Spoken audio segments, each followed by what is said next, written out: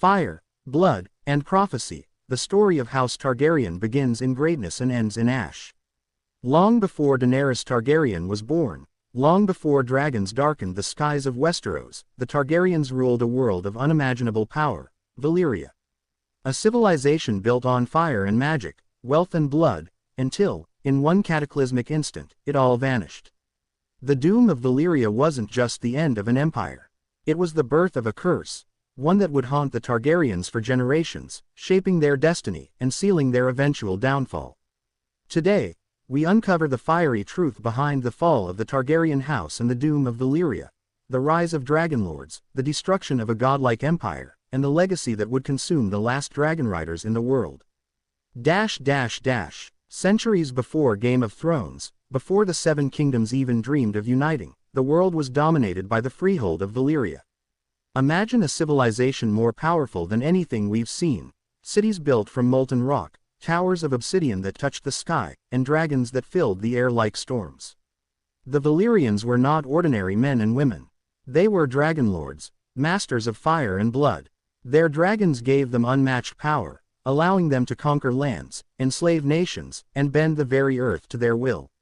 At their height, the Valyrians controlled half the known world. They mined the 14 Flames, a ring of fiery volcanoes that formed the heart of their empire, drawing magic from the earth itself. But Valyria's brilliance was built on horror. Their power came from blood magic, slavery, and experimentation that blurred the line between life and death. They were gods in their own eyes, and like all gods, they believed themselves untouchable. And that arrogance would destroy them. Among the many noble families of Valyria was one that stood apart, the Targaryens. They were powerful, yes, but not the mightiest. In fact, they were considered minor dragonlords compared to other Valyrian houses like Velaryon, Celtigar, or Qaharis. But one thing made them unique: they listened to dreams. Aenar Targaryen, the patriarch of the family, had a daughter named Daenys, later known as Daenys the Dreamer.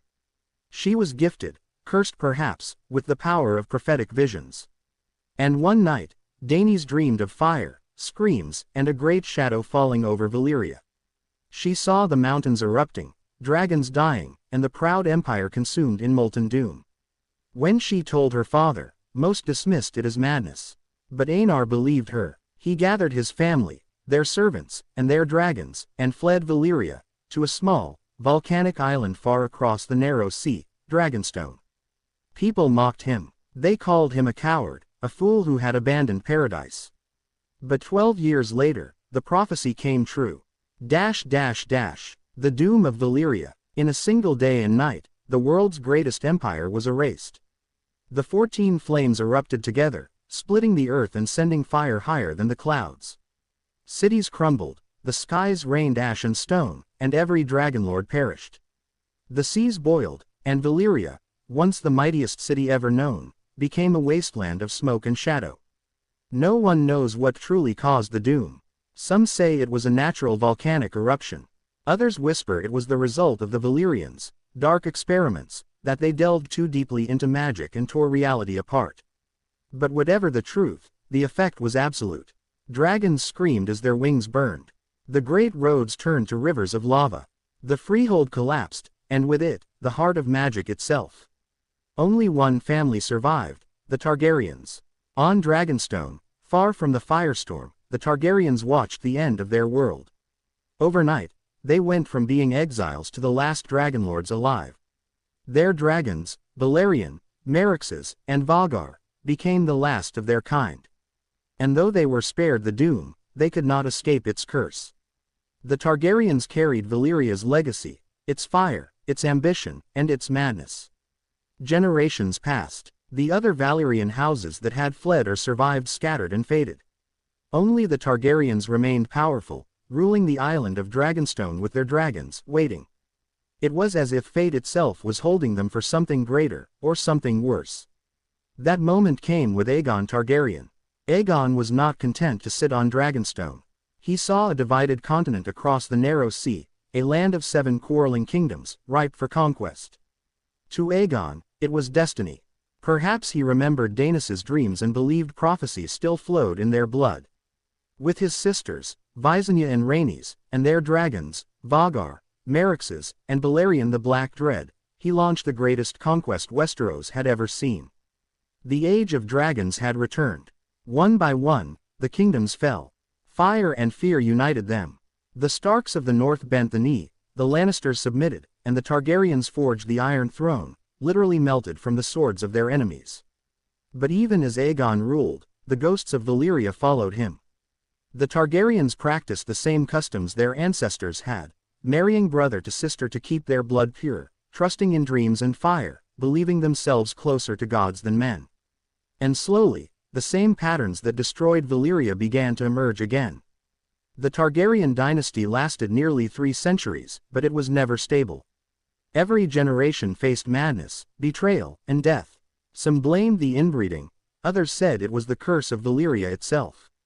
We saw it most clearly in the stories that followed. The Dance of the Dragons, a civil war between Targaryens that destroyed almost all of their dragons. The skies of Westeros, once filled with flame, became silent. The very creatures that made them powerful vanished because of their own bloodlust. That war was the echo of Valyria's doom, brother against sister, dragon against dragon, fire consuming fire. By the time of King Aerys II, the Mad King, the pattern had repeated completely. He trusted fire more than reason, and his paranoia burned the realm. His daughter, Daenerys, inherited not only his dream of power, but the same tragic flaw, believing she could remake the world in fire without becoming its victim. And so, when King's Landing burned beneath her dragon's wings, history repeated itself once again.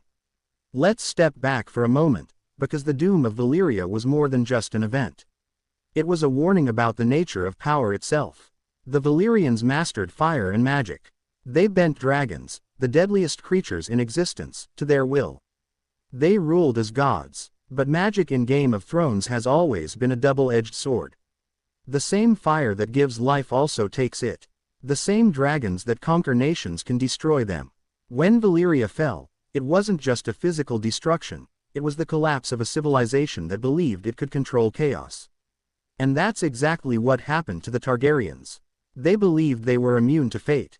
They believed their dragons, their blood, their dreams, made them eternal. But every generation proved the opposite. Their strength was also their doom. It's no coincidence that fire and blood was their house motto. Fire creates. It gives warmth, light, and power. But it also destroys. And the Targaryens never learned how to stop it from consuming them. Viserys I tried to keep peace but died leaving a divided family. Rhaenyra and Aegon too, fought over the throne until they destroyed each other. Aerys too burned men alive in the name of prophecy. Daenerys freed slaves but became a tyrant herself. Each one carried the fire that once built Valyria, and each one was devoured by it. Now, let's return to Valyria for a moment. What remains of it? Even centuries later, the smoking sea still boils.